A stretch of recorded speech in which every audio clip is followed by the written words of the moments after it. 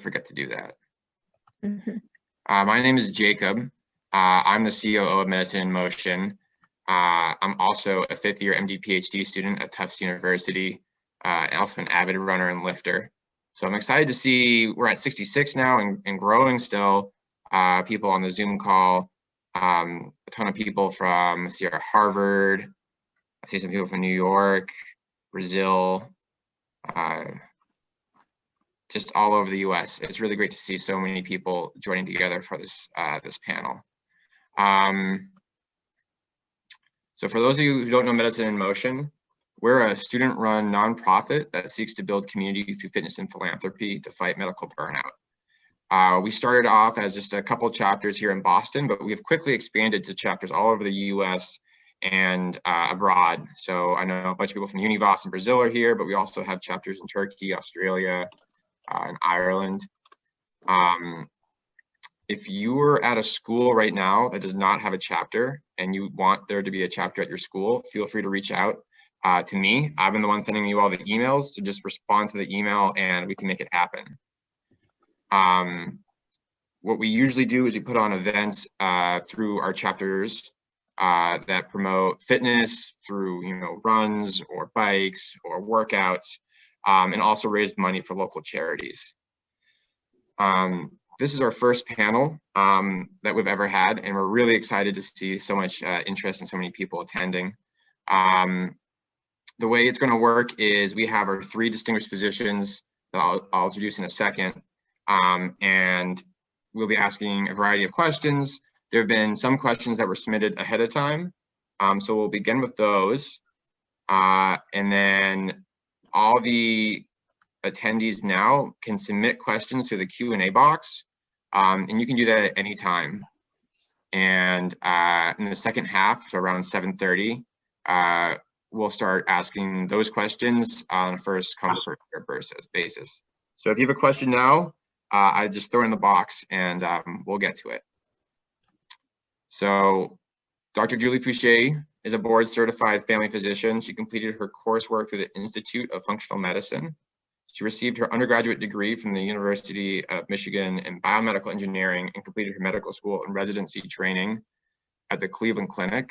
She also holds a master's in nutrition from Case Western Reserve and completed the integrative medicine residency curriculum at University of Arizona. She's currently the director of content for Wild Health, which is a genomics-based personalized medicine practice. In addition to medicine and her career as a family physician, she competed in the CrossFit Games in 2010 to 2015, where she consistently finished in the top 5 women with 2 podium finishes. She continues to do CrossFit for health and longevity and hosts a popular health and fitness podcast called Pursuing Health. We also have Dr. Belinda Fu with us. She's a family physician, educator, improv actor, and self-described dog mom and grateful human. She received her bachelor's from Stanford, her medical degree from University of California, San Francisco, and completed her residency at University of Washington, where she is currently a clinical assistant professor and founder and director of the Improv Doc / the Mayotica Institute, which is an education and training organization. She's a leader in the field of medical improv, which teaches improv skills to clinicians around the country to improve patient care, medical education, and well-being. She also currently performs improv as an ensemble member of the Seattle Theater Sports and Unexpected Productions and a tribe called Yes. Dr. Edward Laskowski, also joining us, is a physiatrist from the Mayo Clinic in Rochester, Minnesota. He completed his undergraduate degree at the Duke University, his medical degree at Northwestern, and finished a residency in physical medicine and rehabilitation at the Mayo Clinic with a subspecialty in sports medicine. He received a Distinguished Service Award from the Department of Health and Human Services in 2008 and served on the President's Council on Physical Fitness and Sports from 2006 to 2010. He's currently active in research investigating resident well-being, burnout, strength training, and injury prevention. Okay, so thank you all 3 of you for joining us. We're really excited to have you guys here. So to start out with, I'd like to ask you about what your current health and wellness routine is. Specifically, what's something that has worked well for you and what hasn't worked well?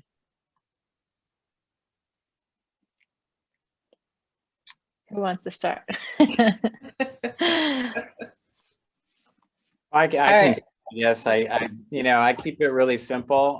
One of my focuses, as you say, in the President's Council, I served under Bush and Obama, and, family fitness was really key because I think we're all role models to those around us.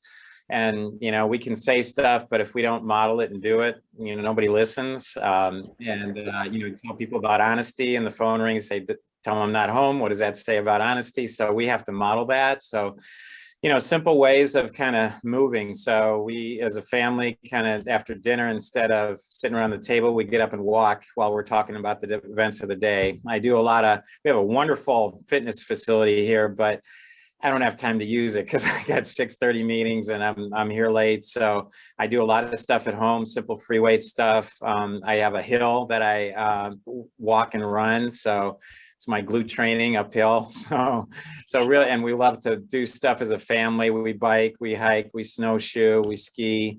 I think weaving activity into your life for me is the key. I think if you have to go somewhere to do something and then shower and come back from that, it's a little harder than if you weave it into who you are and what you do. So. I love it. Well, I'll go next, I guess. I right now, especially in the past year, have really sort of been more creative with my workouts. So I know my minimum. That's something I figured out during med school and residency is I need to work out at least, I would say minimum of 3 days a week, but probably 4. And I feel best if I can do 5. But instead of necessarily going to a gym and doing an hour-long class, a lot of times that'll just be 20 minutes in the garage or doing something to get my heart rate up. So I try to do that 5 days a week now. And then nutrition-wise, I just really try to focus on eating real food and as many fresh foods, as many vegetables as possible. I just started a new vegetable smoothie this week that I really like, so I'm into that right now. I always focus on sleep. I'm not always perfect at it, but I would love to get 8 hours, usually at least more than 7.5. And then something I've been focusing a lot on lately and just investing in a lot since finishing residency is on relationships. So just really focusing on the important people in my life and spending a lot of time and energy on those relationships with it, which I think has a huge impact on health. Oh, and meditation, sorry. Meditation too is another thing I've gotten into lately. I had struggled with it for so many years where I had tried, little 5-minute meditation apps here and there and things like that, and would do it for a while and then would get out of the habit. But actually for the past probably 6 or so months, I've just gotten in the habit of doing this meditation to music every morning for like 20 or 30 minutes. And I love it. And I finally found something that stuck. So that's it. I know laughed when you asked the question because I think I just said to somebody yesterday, I'm like, I think I'm in the worst shape of my adult life. Oh. Just because it's been such a disruptive year where I've lived in, multiple different places. It's just, it's been, for reasons you don't want to hear, but it's been very disruptive. So actually, I've had to really prioritize because I've had a lack of space, resources, time, lots of just things. And so I'm glad you mentioned sleep, because that always gets preserved as like the number one thing. If I'm not getting enough sleep, then everything else just kind of falls apart. So protecting that and being really conscious about protecting that sleep time and the quantity of it has been important to me. At different stages in my life, I've had more opportunities for more structured routines. And I think at some point in the pandemic, I was really excited to find online dance classes and was doing ballet training with a teacher in New York that was really great for strength balance training, and was walking like 1 to 2 hours a day, and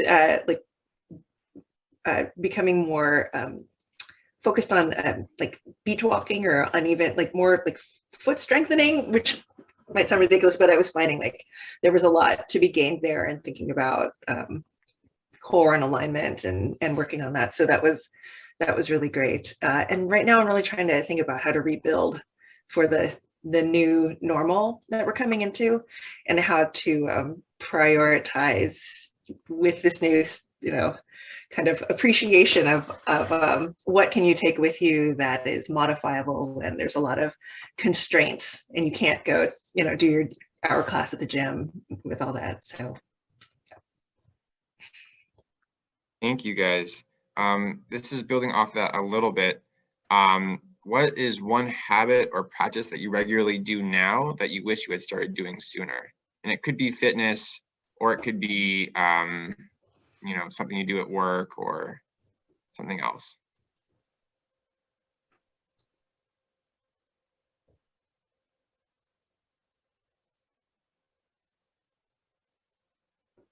it's a little more esoteric, but I'll take a stab at it. I'll say that, well, the sleep is one thing, but I think the sleep is more an example of a bigger thing, which is setting boundaries. I think that in the past, I've didn't do as good a job of, one, recognizing what it is that I needed for my health and well-being, and then two, once I was able to identify that, then being clear and setting those boundaries for myself and externally when people are asking me to do things that violate them, or when I myself should myself into doing something else, saying, oh, I know I want to get 8 hours of sleep tonight, but I should really take care of that project or whatever else it is. So yeah, wish I'd done that earlier. Yeah, I would echo that. And I would say just being okay with knowing when I need to take time for myself and being okay with doing it. So sort of along those same lines, where in the past, I would always just push through, like, okay, I'm really struggling, I'm not feeling well, but I'm just going to keep pushing through until it's time to go to bed. And now I'm a lot better at saying, like, I'm not really being efficient here. Let me go take a walk outside for 10 minutes and recharge so that I can come back and be more focused. And so I've definitely gotten better at that, at just being able to listen to sort of what I need so that I can function best. And then on the topic of walking outside, I think I also didn't really value time spent outside or in nature until the last year or two. And just how rejuvenating it is to go on, even on a walk outside or go on a hike or get into the woods. That's something I try to do regularly now, and it's really, really been beneficial. Those are great, and I think I relate to a lot of those, actually. I think quiet time is very important during the day even, and I've kind of just made it a practice, like even in an elevator, not to look at the phone. I'm not going to look at it when I'm walking, just having those quiet moments even throughout the day, to just, to reflect and decompress a little bit. And I think boundaries are key. I think early on in my career, I started a sports medicine center, and we just were going all the time, and I worked at home a lot, and I had young kids, and I didn't want to miss anything they did. So, it was like 2 a.m, 3 a.m, going to bed. Now I want to do my work at work, but when I'm home, I want to be home. So I really try and shut off at home. So when I'm home, I'm present. I don't start stuff at night unless there's an extraordinary reason to do so. And kind of those boundaries that you all were talking about, I think are very important. Oh, I thought of something else that I started like, I just remember there's another thing that I just started doing recently that has been really like transformative for me. And I was like, oh, I wish I'd done this earlier, which is the concept of Pomodoro, like the Pomodoro method. I love that. I use it all the time. And like I wish I could remember the name of the person who had the original idea. It's pretty easily Googled, but the concept is breaking up your work instead of like long, like I'm just gonna sit down and work on this until I collapse or until I'm done or whatever. But the Pomodoro method, which is based on, he had a little timer shaped like a tomato, that you work for 25 minutes and then you take a 5-minute break, and then 25 minutes, take a 5-minute break, and you do like sets of like 3, it's like doing intervals, right? And then and that helps your concentration. And it does, it like totally helps my productivity. Like in those 5 minutes, I can like jump up, down, or like go for a walk, or, you know, or just do anything. So it helps me focus, and it helps me like account for my time better. And that's been transformative. I call it tomato time. That's perfect.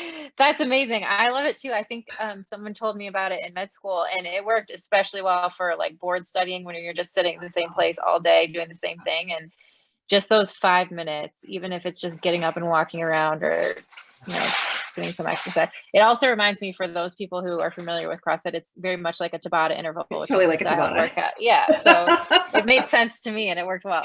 Yeah. You need to have a tomato-shaped timer, or does any timer work? I think there are apps too. If you search Pomodoro on the App Store, you'll find all kinds. You can probably set your like Tabata timer to like, you know, like, I don't know if it'll go for 25 minutes though. It's a lot. That's true. Well, that sounds like quite the workout for working. I guess we want to change gears a little bit with our next topic of questions, which has to do with not what we talked about, what you can do for yourself, but what you can do for others. So we're wondering if there are any strategies or ways you found to be effective at promoting the wellness of your colleagues. That can be you as the individual. It can be healthy workplace strategies that your organization or institution has implemented. We want to keep it pretty broad, but you know, trying to take as you know, doctors to be and doctors, we really want to help others, and so wondering what we can do for our colleagues who are dealing with some of the same challenges that we're facing. This is such a great question, and one that is hard, especially if you're really passionate about this, that, you know, people can get tired of you talking about it or pushing things on them. And so I've always found the strategy of just leading by example to be the most effective. So, you know, I always found when I came in with healthy food, or people knew that I was going to the gym before or after work, they would start asking questions. Or if, you know, if someone in the office wanted to start doing an exercise program, they would come ask me questions because they knew I liked to work out. And that goes a long way. And then I can just share one way that we implemented a lifestyle challenge in my residency program that seemed to be effective, more so because it was based on just rewarding good behavior. So we created this lifestyle challenge. I think we started it like 2 or 3 years ago, and we split everybody into teams in the whole office. So it was, you know, all the front office, MAs, doctors, nurses, everybody was split into teams. You're with different people that maybe you didn't always interact with. Like I think we had, you know, billing people on my team that I rarely saw. So that was a cool part of it. And then we had different behaviors that you could get points for every week. So, you know, number of servings of vegetables you ate that day. I think we did number of steps. We did like 5-minute increments of any type of exercise. We did hours of sleep. I think one year we also included, you get bonus points, like if you went and did some sort of preventive appointment that you needed, like going to the dentist or getting a pap smear or like something like that, that normally you wouldn't make time for. Meditation. I think we did like acts of kindness. Like if you did an acts of kindness, you got bonus points. And so the end of the week, everybody would just turn in their sheets. It was totally anonymous and based on the honor system. So nobody was like seeing what you did, but the goal is just to reward yourself. And even if you didn't intentionally do anything, like everybody can put how many hours of sleep they got and contribute points to their team. Everybody can put how many steps they got or if they ate any vegetables. So it wasn't like you had to go out of your way to do something and you could still be part of the team and participate. But we noticed that once people started tracking it and were thinking about it, then they started to make small decisions during the day that were maybe going to contribute towards their health. And I think we did it overall, I want to say it was 6 weeks, and then we created like a prize for the winning team at the end. So it was just a fun way to like reward behaviors that people were already doing and then encourage them to maybe do a little bit more, or think a little bit more about it during that 6 weeks.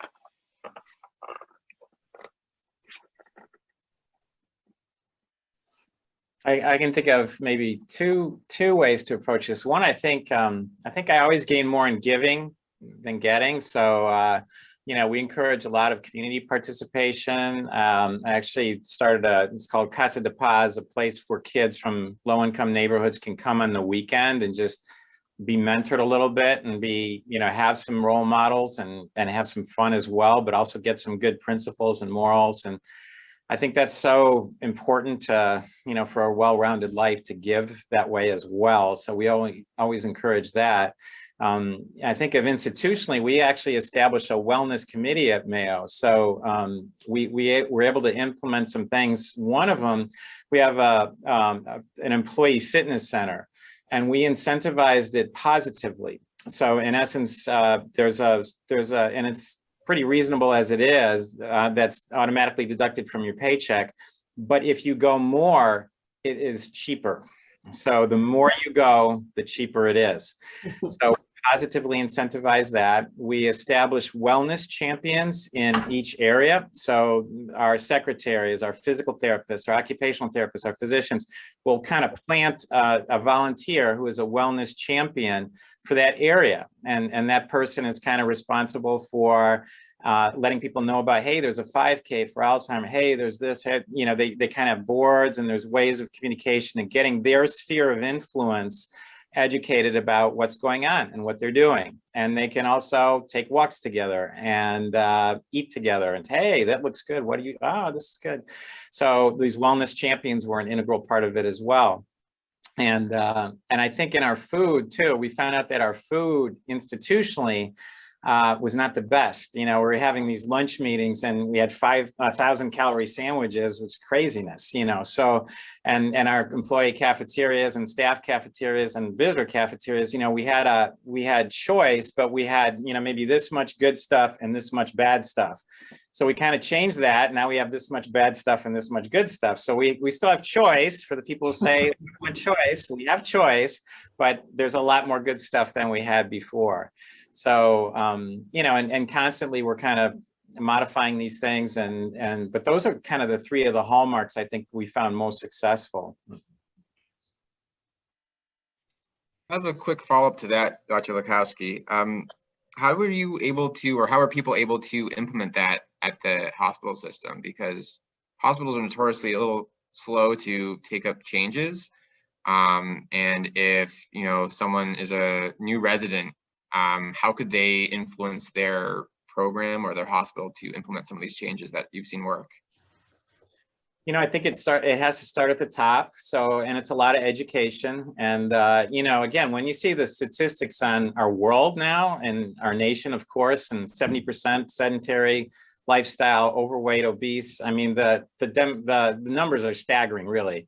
And if you look at the New England Journal of Medicine, there's a 200 to 400% greater mortality for people who are body weight 30 or above, BMI 30 or above. And not that BMI is a perfect measure, but this is a huge epidemic. So really kind of driving the education point home that this isn't this is big. And it's our cost for employee health, the cost of obesity with musculoskeletal illness, with arthritis, with type 2 diabetes, with heart disease, stroke, all the other things that are comorbidities of being overweight and sedentary lifestyle.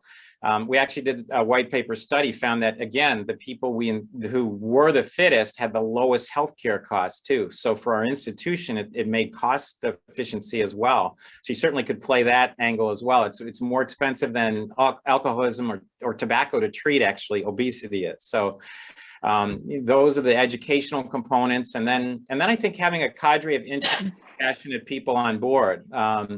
My specialty is physical med and rehab. I do sports medicine, but we have people from all different areas who are interested and passionate about it, so that each of the spheres of influence, when we combine those into a committee, it's, you can reach a lot of people and reach a lot of colleagues. It's not just a voice from that department or that area or whatever. It's, a lot of people saying that. And we had people on our board of directors on board, our CEO is on board. And I think that's important, because again, that's the role model. If we don't have that, and it's just a small faction or a small group, it's going to be a lot harder.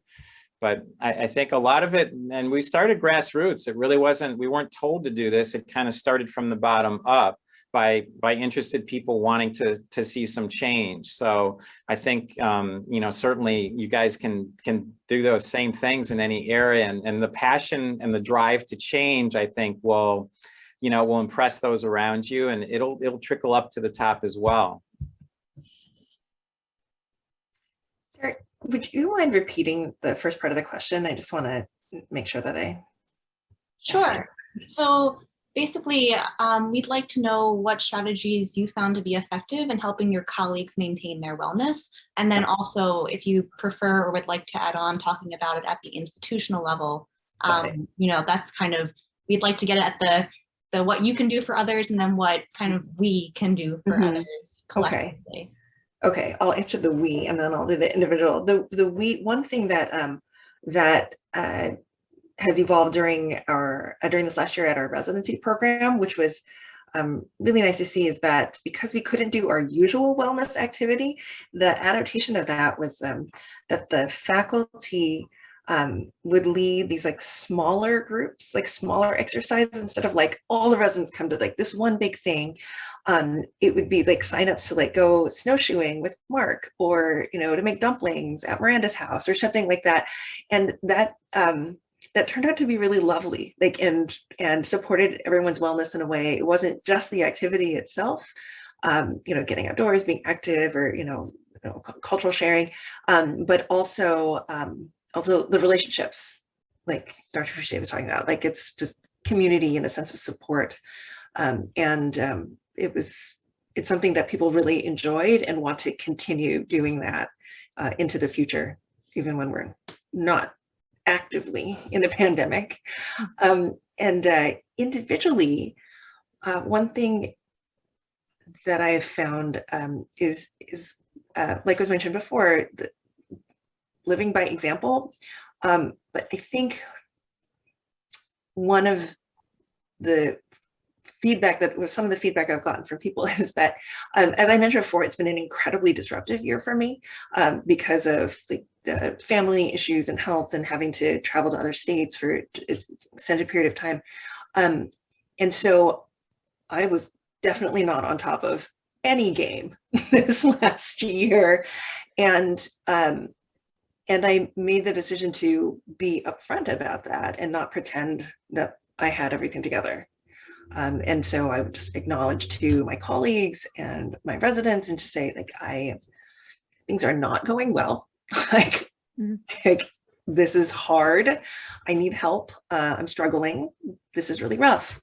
And I was told by many people, actually, that it gave them permission to acknowledge that they were struggling as well, that they were not exercising as much as they wanted to be, or sleeping as much, or eating healthy, that they were like just trying to get through each day. And it was okay to say that. In fact, it was better, so that we knew that we could support each other in that, instead of pretending like we're good, we're on top of it, we're doctors. So I think that creating a place in which people can be honest and human, and fallible, and that not be an area of shame or embarrassment, I think, and being able to listen to people at whatever stage they're in their story, I think I found that to be something that I can give. Yeah, I think that's a really important point. Sorry, I have a helicopter in the background here, but we talk a lot about in medical school, at least here, about this concept of effortless perfection, and that we're like a duck, we're like underneath the water, you're kind of picking and cuddling for your life, whereas on the top you just look like you're hanging out. And I think, you know, that's something that I myself has experienced as a medical student already, and I think as you kind of move up the chain, it might, you know, at least seem to me that if, you know, the higher up I am, the harder it is to kind of be a human, or kind of convey, you know, the realism of what's actually going on. And so I think that's a really, really powerful point, to give others the quote unquote permission to be human, and to struggle, and to get through it all. So I think that's a really important point. I just want to remind, Go ahead. I was going to speak. I was remind attendees, throw your questions in the Q&A. We have one more question that was submitted before the panel. And after that, we'll start getting to the live submitted questions. So Levi, I think you have our last question. Yeah, so a lot of what we do at Medicine in Motion has to do with competition or hitting milestones, goals. And in promoting physical activity in this sort of atmosphere, it can ride a fine line of promoting healthy activity and unhealthy kind of obsession. So my question for you is, how do you identify that line and then manage it, whether that's with a competition that is involved in your institution or in talking to a patient?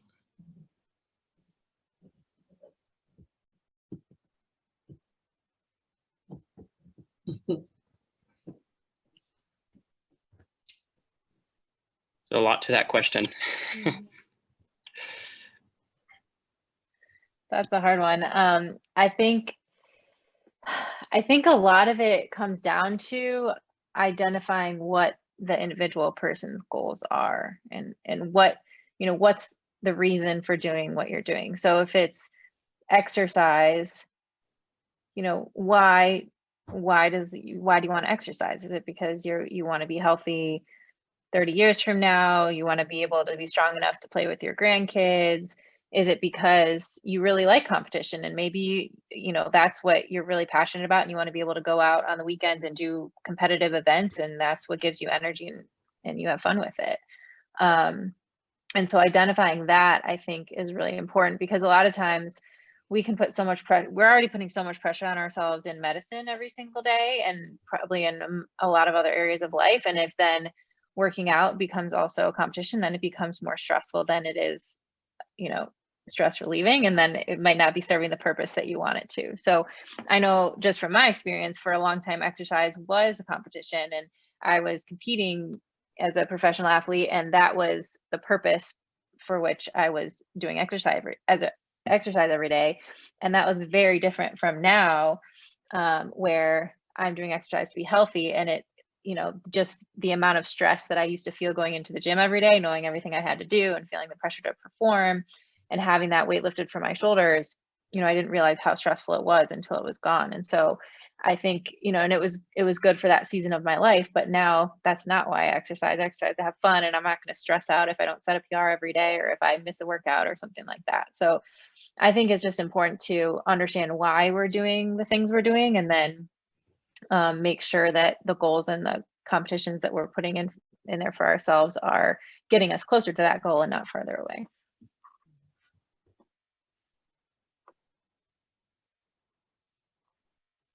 I would say one thing, and this comes from motivational interviewing, and I'm thinking about a patient that was from this week. I was talking with a resident about setting small accomplishable goals so that you can set yourself up for success, rather than being like, okay, you need to lose weight, you need to start exercising, and then it's like, too much. So I think in terms of thinking about competition, it's competition and I guess achievement, it can kind of go hand in hand. And so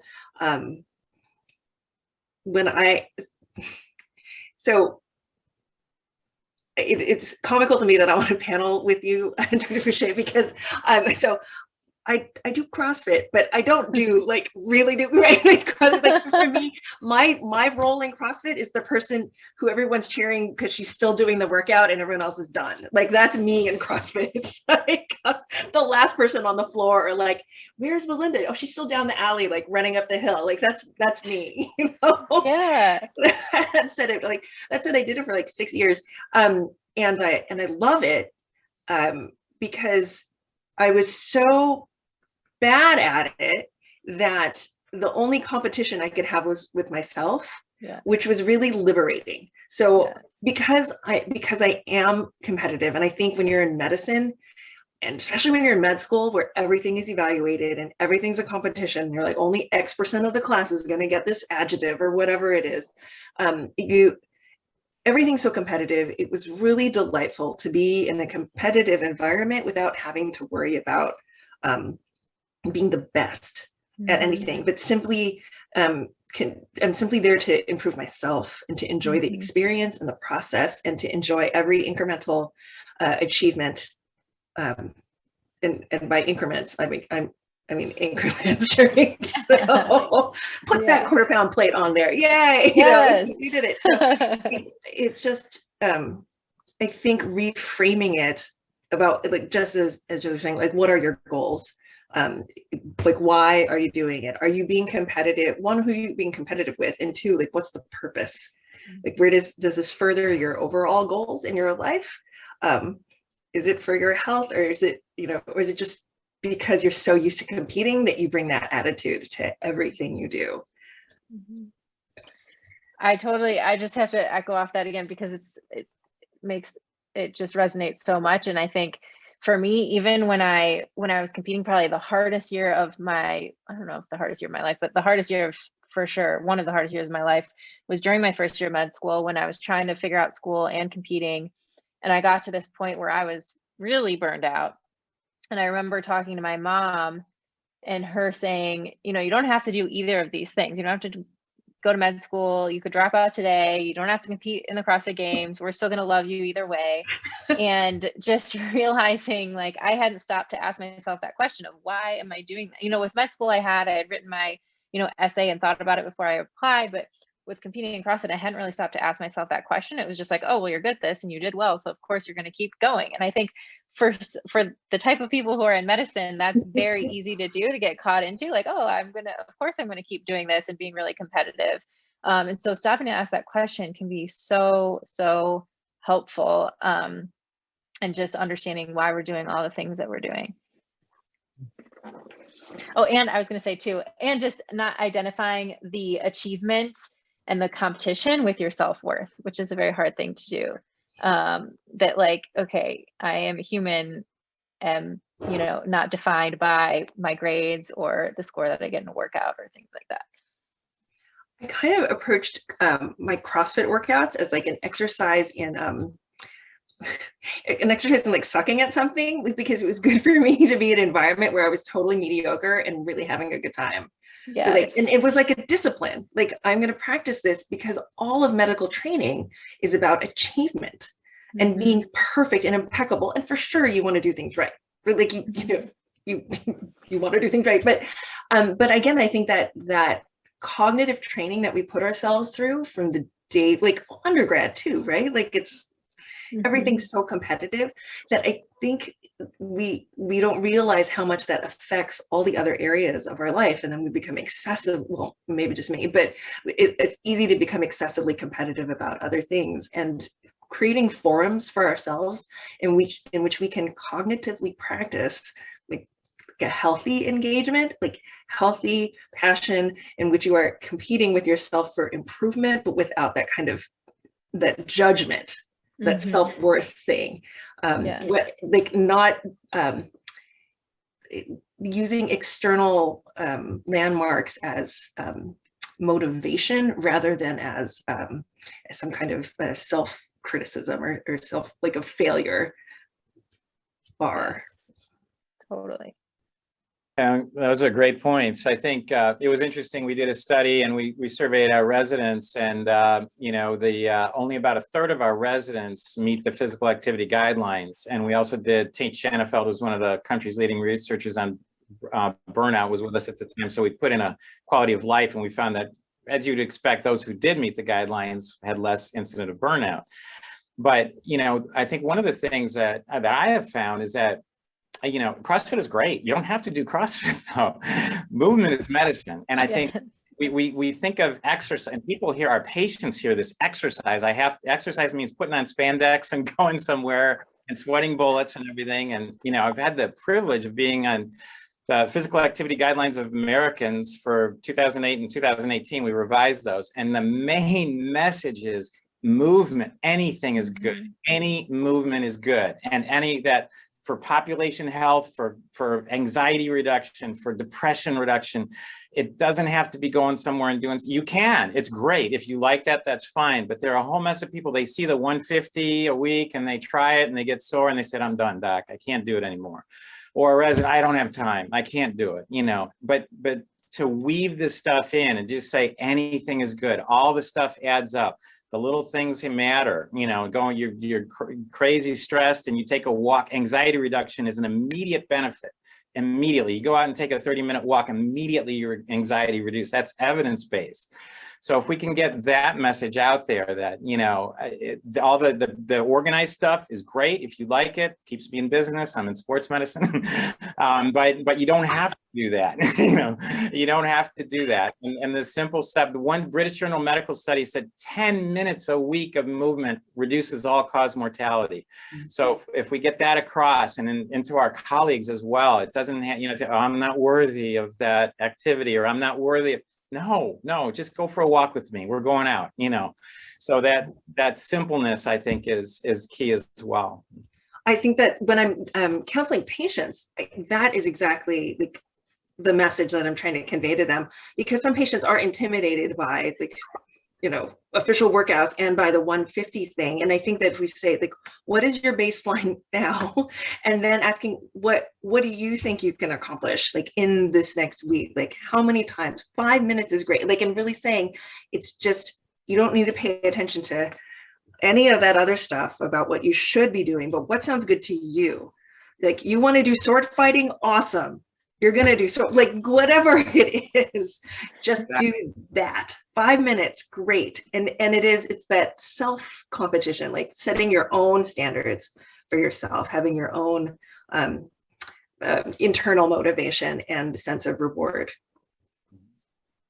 And I had a great, actually, she was the dean of my med school, who always used to say action before motivation. And a lot of times that's the hard part, is when you think about it as this huge intimidating thing, it's really hard to get started. But once you start, if you're only going out for 3 minutes, you get going and you're like, hey, I could go for a couple more. So usually just the getting started part that's hard, and then the motivation starts to come after. Excellent answers. For the sake of time, we're going to move on to some questions that people have been submitting live. This one was, you guys may have already answered this in this previous answer, but the first question is advice for making time for exercise during your surgery rotation and or during residency when you don't have any free time or you're in the hospital all the time. It's a great question. I'm a big fan, like we just said, of doing 5 minutes. There was a lot of days on surgery rotations where I actually had a bike in my house, and I would just hop on the bike for 5 minutes before I would take a shower in the morning, or do 20 burpees first thing in the morning to get my heart rate up. And that way I knew at least I did something. And so just, squeezing in a couple minutes here and there when you can. I find that doing it right before you get in the shower is a good time, because you can always make 5 extra minutes before you get in the shower. Small bites. Yeah. Yes. Setting yourself up so that it's easy to do, so it's already ready to go. Because if every time you work out, you have to roll up the rug, move the bike over, then it's not going to happen. But if you set it up so it's something easy, get other people to do it with you. So you're in the team room, you're there's, just 5 minutes downtime. Yeah, you could call a lab or the pharmacy or whatever, or you could say, hey, everybody, let's do 20 jumping jacks or whatever, and that just makes it more fun and you can squeeze it in. And the other thing I would say is also forgive yourself if you don't, right? Mm-hmm. Because, sometimes your surgery rotation is kind of just going to be a wash. And sleep most times will trump exercise. Yeah. All the time. And residency ends at some point. Yeah. I agree. Simple stuff works. Again, the sounds trite, but park further away, walk more, take the stairs. Stairs, yeah. After the stairs. And so, and those things clear, I tell you, in the crazy times, those 5 minutes of doing that stuff really clears you. So it's a feed forward. The more you do that stuff and you find the benefits from it, the more you do more of it. So that's a good thing. But again, it does not have to be, they used to joke, because I used to go in our sports center and just do weights with my suit. It's call it a suit coat workout, but you can do biceps curls in your suit. Okay, fine. It doesn't matter, I'm not gonna, but simple stuff helps, and weaving it into wherever you're at is a good thing. Even with the stairs, I actually, will think about like box step up like technique when I'm doing the stairs. And that sounds, I mean, on one hand, it sounds ridiculous, but me trying to get up the stairs fast is going to be different than me like actually making sure like I'm upright, I'm going to like actually kind of like push through, or it's, you know, you can turn it into a workout. Totally. Awesome. I'll be taking the stairs more. I take the elevator a lot because my lab's on the 6th floor, but maybe I should be going up the stairs more. And I think no matter how fit you are, you always get out of breath going up the stairs. No matter what. Good to hear. It's reaffirming. Our next question, how do you deal with injury, especially when exercise is your stress reliever? I mean, so we, you know, it's called relative rest. So we rest the injured part, but there's usually nothing that we can't keep going otherwise. So, you know, you can, one leg's out, you can do an air dyne with 3 limbs. You can do seated upper body weight training. You can do core exercise. So there's a whole mess of accommodations we can make depending on what kind of injury you have. So we want to enable healing in the part that's injured and gradually rehab that as appropriate depending on the injury, but we want to try and keep everything else going as much as possible. So, and now there's so many tools out there and there's so much stuff available that we can do this. You know, it's not that hard when we find those accommodations. So. Yeah, I completely agree. And I think it's also a cool time to try something different, or to focus on an area that maybe was a weakness before and now you can make it a strength. I know a lot of people who've had a lower extremity injury who then spend time focusing on strict pull-ups or things like that and get a lot stronger in their upper body. So using it as a way to focus on something else, or not even exercise related. Maybe you do some meditation or you learn, you know, spend time doing another new hobby or explore something new during that time too. And to both of those, I will also add the other dimension of acceptance and patience. Yeah. Because I've made both of those mistakes. Like one, the acceptance that you actually have injured yourself. Denial is powerful. So you're like, no, I will continue to work out. I will continue to play volleyball. I don't care how messed up my ankle is. Like well, I mean, what would you tell your patients, right? You'd be like, that's dumb. Yeah, of course, you just make the injury worse or prolong it. And the same with the patients on the recovery. Just knowing that if you come back to activity too soon, it's, you know, you're just making it worse for yourself. The other thing, and this is kind of what we said before, is that I found that PT is really great exercise, like at identifying like the small muscle groups or like one particular motion that I might not have been doing correctly, that's adjusted for that. Then when I come back to the full sport after having done the PT, and my movements are cleaner or better off for it. So just thinking of it as like a chance to augment, an opportunity to train differently than you were before. I agree. One caveat just to mention though, you know, injury is loss, and to a lot of athletes, when like an ACL, that's a year. Wow. Yeah. Loss of what you were doing. So just to respect that, we actually have a sports psychologist see all our ACL patients just for you know, we did some studies on the POM score profile, mood state, depression, and it's near suicidal with some individuals when they're, you know, you can't do what you were doing. And again, like we all said, your self-worth should be more than that. But then a lot of people, I know I've covered some Olympic games and people who were supposed to do well and they didn't do well and their self-worth was tied up into how they did. It was not good. So to realize that some people may need some help with that and coping skills, and they don't, you know, they may not have the foundation or the support to cope with that, and you know, to recognize that.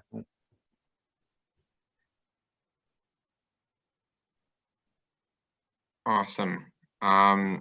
We have one question I'm just found in the chat from Alexis Smith from HMS.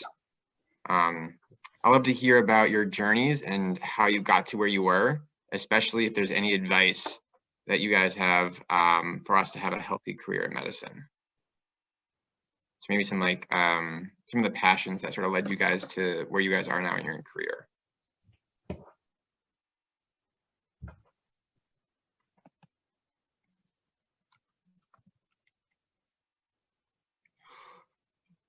Maybe it's kind of a loaded Who question. wants to start? This could be a very long or short answer. I'm like looking at the time. I'm like, ooh, which version? Yeah, we have 7 minutes 2 minutes left. per person. So. Okay, that version. The elevator pitch.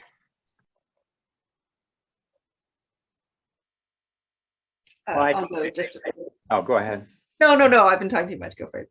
No, I was just gonna say I used to ski competitively, so I had a friend who was an elite level skier, and he had an ankle fracture. And I remember I was going to visit him. In those days, the X-rays were on the screen, and he had a plate and screw fixation. It was like a jigsaw puzzle put together. And I remember his doc coming in the room and saying, "Okay, Phil, 10% of the job is done now." And I'm like, "What? 10%? You fixed them. It's all together again." He goes, no. Now you got to do the rehab. Now you got to get conditioned again. I was like, So that kind of intrigued me and got me interested in just, conditioning and human performance and all that. And my specialty is physical med rehab. So we deal with a lot of non-operative musculoskeletal things and fitness and conditioning. So it was kind of a perfect fit for the types of things that I was interested in and all. So I like surgery, but not as much to be an orthopedic surgeon. And I like the aspects of conditioning and those things more. So, kind of found my niche in this area.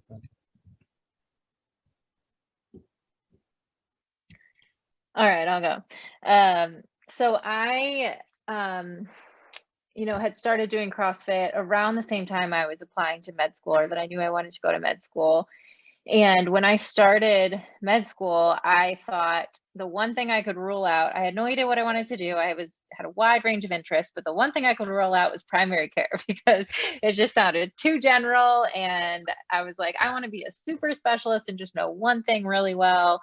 But as I got into, especially during my first year of med school, I was very naive when I started, and I realized how big of an epidemic we had of chronic disease and how much such a majority of the health problems that people have are related to their lifestyle, and how so much of it really is preventable. And then I was seeing what was happening in the CrossFit gym, where people were dramatically reversing their chronic diseases. They were coming off medications, they were losing weight, they were getting confidence. And that just wasn't happening in the primary care clinics that I was spending time in as often, because you only have a few minutes with people every few months. And so it's harder to help them, make those lifestyle changes. And so it just became very obvious to me that I wanted to be on the preventive side of things, because I saw how powerful these lifestyle changes were. And that's what led me into family medicine. And now, actually, in the position where I am now, I'm actually about to be able to combine a lot of what I'm doing in CrossFit and in primary care, which is super exciting. And one thing that I would just say too, just about my path and advice for people going through, is not to be afraid to take some time away or just to slow down at any point in your career, whether it's during med school or whether it's between med school and residency, whether it's after residency, because I did not until I was done with residency. I did take extra time, but I was competing in CrossFit and doing research. And when I finished residency, I'm so lucky that I had some time. I was planning to open a direct primary care practice, and then plans kind of changed and ended up working for this other bigger, basically direct primary care practice. But I, for the first time in my life, had a 6-month period where I did not have specific work to do. I did some part-time work, but I didn't have to be at a job from 8 to 5. I didn't have a commitment, and I also didn't know exactly when I was going to start. I didn't have a plan. It's very uncomfortable for someone who's gone through so many years of school to be in that position, to not know what your next steps are. But it was the first time in my life that I really had time and space to stop and reflect, and it really changed my life in so many ways, because I was able to really get down to like who I am, what I really want, what's most important to me. There have been so many things that I had sort of numbed myself to through the whole process of undergrad, med school, residency, achieving all along the way, achieving in sports, and being able to actually take a step back and realize what was most important to me, and who are the relationships that were important to me, and what did I want to do in the future. And it helped me to make some big life changes that I needed to make. And I'm happier now than I ever could have imagined being, and more excited about the future than I ever could have imagined being. So I would just say, you know, it's easy day to day to just chase the next thing that's in front of you, but don't be afraid to stop and take a break, however long that break needs to be, because, you know, then if you don't, you could end up, you know, 20 or 30 years down the line on this path that maybe you didn't anticipate, or you didn't really necessarily want to be going down, but you were just chasing it because it was the next thing in front of you. So that sounds maybe overwhelming, but just don't be afraid to take time off. Amen to that, because my journey was also very long, and I went, you know, I'm just gonna call it, they're like Chinese, right? And my Chinese parents were like, you will be a doctor. And I kind of like put a very light resistance to that, and then was like, okay, you know, and I was genuinely interested in it, but really was underprepared. And so I went straight from undergrad into med school, and halfway through was like, what have I gotten myself into? And so that was the first time I took a year off, and then went and started teaching, and got involved in some more performance art. Then after med school, took another break and took 2 years off, did more teaching, more involved in performance, then decided, no, I'm going to go back, do residency. It was always family medicine though. That was for sure. I was like, I love everything, and that's a real doctor, like, you know, to me. So it went to family I came medicine. around eventually. And then my path since then has been very much been driven by my personal interests in education and in performance art. And I think that the advice that I would give, in addition to totally seconding, like, step off the treadmill anytime, and as much and as often as you need, in order to know yourself. Know yourself and live your life, because the sad truth is that the world goes on without you. I know that sounds very dark. It's kind of dark here, but but it's true. Like, I've had to take extended leaves of time from work, mostly because of like family issues. Like, my mom passed away this last year, you know, so I'm gone for a big chunk of time. They miss you, but the world happens without you. But your world does not happen without you. And you have to know who you are, what you love, and if you are true to that, like, it sounds like woo-woo, but it's true. Like, if you know what's important to you and you set your values and you let that chart your path, instead of just doing the thing that someone else tells you you should do, like, here's a shiny program and here's a cool school and a degree, you know, make sure that it suits what you want. Like, set your agenda first, and then go find the things that support it. And if it takes you time to find those things, then so be it. Just know yourself, and then the journey that's unique to you will evolve, rather than just plugging yourself into somebody else's track. And yeah, that's the advice I would say, is really know yourself and shape it to be what you want, instead of plugging yourself into a cog in someone else's machine. Yes, amen. And make sure you really know what you want, and you're not fooling yourself, because it's easy to do that, to be like, oh, I think this is what I want, but that's where the time off, or just even if it's just time alone, or getting away from social media, from all of these other pressures that, you know, the world wants you to be a certain way, or how you feel like you should be, just like really take that time to know truly who you are and what you want. All right, so we've hit our time limit here, so I want to be respectful to all of your time and our attendees' time. So thank you to our panelists so much for coming and giving your really insightful thoughts and advice and suggestions. It's a lot to think about, and definitely some things that I know I'll personally will take with me as I finish med school and then go into residency. And thank you to all our attendees that came for the panel. We really appreciate everyone coming in from the US and beyond, and Brazil and Turkey and Australia. If you guys want to get involved with Medicine in Motion, feel free to reach out to me. You all have my email address. We will have the workouts before the AMA MSS Open Forum in June. So if you're attending that, keep an eye out for the Medicine in Motion virtual workouts before the conference. Yeah, so thank you everyone for attending. Thank you again to our panelists. We really appreciate you guys coming. We want to thank you